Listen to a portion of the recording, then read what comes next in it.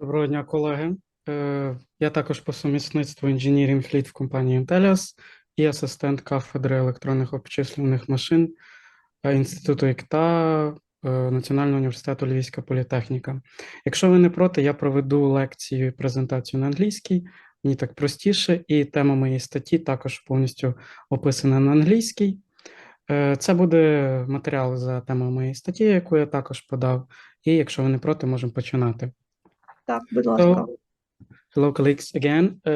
So today I will present you the really short presentation about my article related to the methods of video quality improving.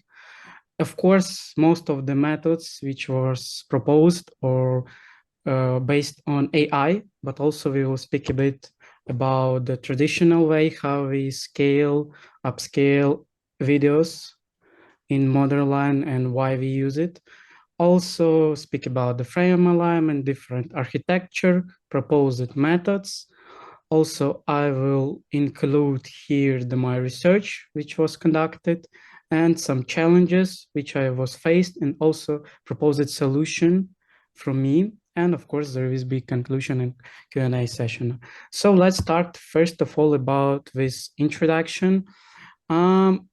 One of the most common problems with digital videos is poor quality and the low resolution. This can result in blurry images, distorted colors, pixelated videos. So a lot of different factors could contribute this problem and produce it.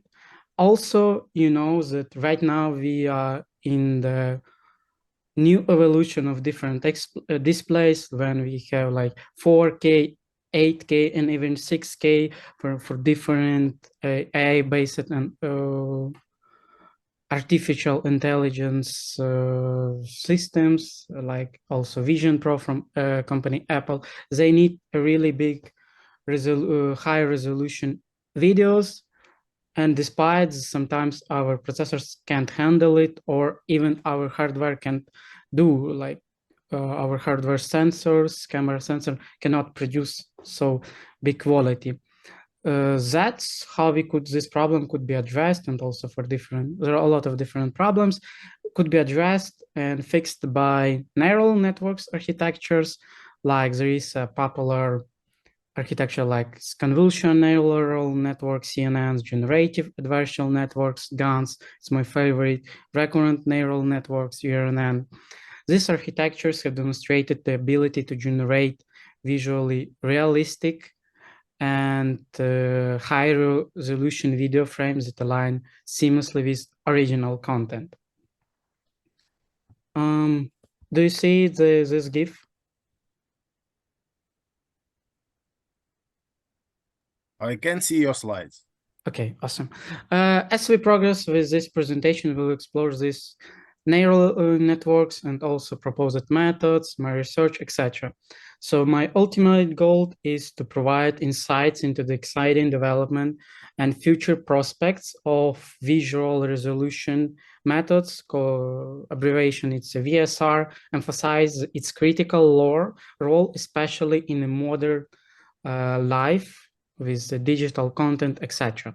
So first of all, I will show you the traditional, let's step back a bit about the traditional way how we upscale our images. Traditional upscaled methods. So while our focus on the full of this presentation primarily revolves around the AI-based approaches, there is like a traditional way, mostly when we sometimes want to increase the resolution of our images on our laptops or PC. We are just using traditional algorithms like interpolation algorithms like bilinear or bicubic interpolation, which have been employed to estimate pixel values between sibling pixels and increase the count of these pixels. So generally they just upscale the image or a videos because a videos is a burst of different frames, etc. A lot of different video algorithms using the single image upscale or multiple image upscale. So it doesn't matter. But here on this slide, you are seeing the example of converting small image into in for X via traditional discrete Fourier transform. Let's move on a bit about the artificial intelligence in video super resolution tasks. So most of, as I mentioned before, there is like CNN, it's convolutional neural networks. If briefly, it's like excellent in capturing special information, special learning local features inside the video. There is also recurrent CNN, it's a feed-forward net. RNN, recurrent neural networks, have a backslash when we proceed the data through different our neurons, and it's back again for the input and produce again, it's transforming again. RNN architecture are good, they can capture temporal dependency and long range dependency between different frames, meaning that we would not have a lot of different noises before different frames. And of course, there is again architecture generative adversarial network, meaning it's in complex there is all the discriminator and generator, because previous architecture using supervised meaning that the person should provide the correct and not correct ground true and result data classified. In GAN architecture, you need only just the input data, and there is a discriminator and generator. If in simple words, they're just trying to trick each other and calculate the loss of the ground truth and do it again, training for millions of epochs. So this is like the common architecture for modern visual resolution and also for image resolution, and they could be combined because like for GAN the generators could be used CNN, RNN could use for just for example to have a better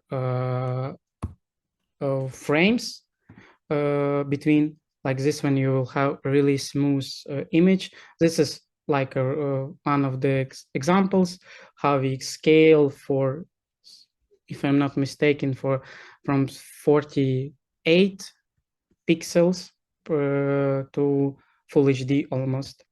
So let's move on a bit about the frame alignment briefly. It's meaning here, as you can see, it's a feature inside the frame when something are moving inside our shots. If we would not taken into account, we would have a lot of different noises, etc.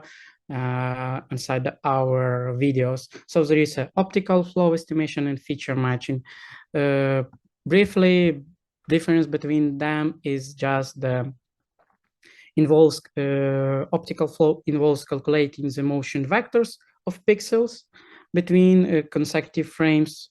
There is like motion estimation and motion compensation methods, and feature matching just in the video via from the burst of different shots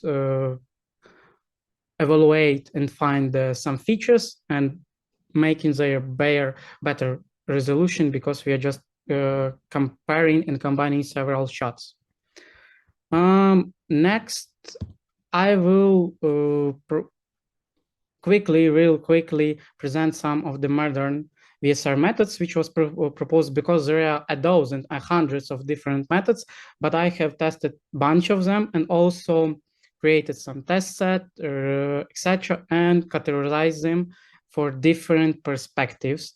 So I will not focus on the architecture. Let's move on about the comparing and the research.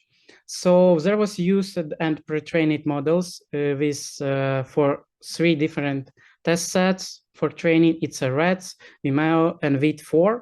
REDS, it's a RGB test set. Other test set using ARIC channel, it's a luminous channel. It's easier to calculate the colors of these videos. It's 9,000 of different images which were used for training. BI and BD meaning for bilinear and bicubic degradation of test set. PSNR, it's a peak to noise ratio metric, and SIM, structural similarity index. In most cases, they're using in different images, etc. For a lot of, anyway, it's like the most used metrics and as a loss, function loss for calculating the ground truth and the expected result. So PSNR is better when it's a higher. Structure similarity index should be absolutely equal to 1. It's the best, because 1 it's a ground zero, ground value, based value. As there is also parameter side, meaning how much parameters we need to provide for our model. For example, there is a different values, but just for your taking into account, for example, here is a 20 megabytes and there is 1. This make several billions less calculations than this model. That was about the performance also taken into account. So we could see here that in general, ADVR method are really good in different, it's really good when we are taking the account Vimeo 10K test set, and it's also best way to have the proper smooth video. Also, we have basic VSR, icon VSR, basic VSR++. It's a methods from one proposed team. This is just a newly generated, recently a year ago proposed the method. It has a really good synthetic values, but if we open the direct videos, they are not so fabulously as we expect, but they really have a good results and do not have a big parameter size. In REDS dataset, we have a good values again in this basic VSR. So meaning this exhibits exceptional performance, because these VSR methods also have a great success because they leverage optical flow to align features, bidirectional recurrent network for temporal feature propagation, etc. And also what is quite important for me, and because in modern, like if you are really a big tech company with a lot of services, etc., you could use, for example, this method. But this to-flow method I like, despite this method doesn't have a lot of different, doesn't have a big values inside this test, but it has really optimized. We would have some result, but not so good as expected in other methods, but we would feel it when we will have the billing price from our services, cloud service, for example, AWS, where we could install this model, etc. Or even more, we could train this model and place inside our smartphones or laptops, etc. And they could be as our helpers. So this is what usually we could see when we are training and using this visual super resolution methods. It's a noise between different shots. So challenges which was found and proposed solutions, of which was also tested. First of all, it's a complex real world data, because despite there was used like Vid4, Vimeo, etc., they are not the similar in modern, like typical videos which we are used with RGB. So we should use and utilize new benchmark test set. For example, there is a new test set from YouTube, which have 8 million of test videos. We would have a better results because we would train not on the synthetic data sets, but on real person videos, etc. Challenge 2, it's a high frequency details. So still it's as proposed in different test bench, basic VSR++ as the base choice if you need it. Parameter efficiency, as I mentioned, the flow methods are really good. especially if you want to combine, like use it and you're just a independent person and not a big high-tech company, and you doesn't have a lot of billions, not hundreds of $1,000s per services, etc., to train it, to store it, etc. It's better to use, for example, this model. Second, which was found, it's a motion handling. You will not see the as we had on the previous slides, this noise. We could use ADVR architecture, which is really great on that.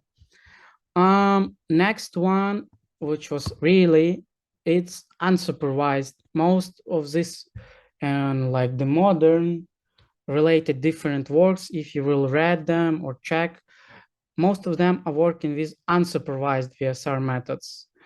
This is for sometimes a good or not, because there is a lot of different pros and cons. In general, GAN has pros that it's more realistic image generation. We don't have the pairs, just have one value of videos. We do not make any labels, classes, etc. We just train it. It's also have really good results, but it's complex training, really complex. We need more epochs to train it. It's resource intensive, and sometimes it's really lack of control. When we expect something that our model after some time will do this, it couldn't be, because it's this model has a lot of lack of control. And outdated evaluation metrics, because there is a problem. If you, as I mentioned, if you open like 100 related different works, you will see that everyone will use this PSN or structure similarity index, and they are a bit not good in our value, like modern way, because people are not seeing in the same way as calculating these metrics. Potential solution which I have found, it's and could be, but still hard to implement. It should be implemented by all community. It's perceptual index, PI learned perceptual image, patch similarity, and free share distance. It's a new generated approach.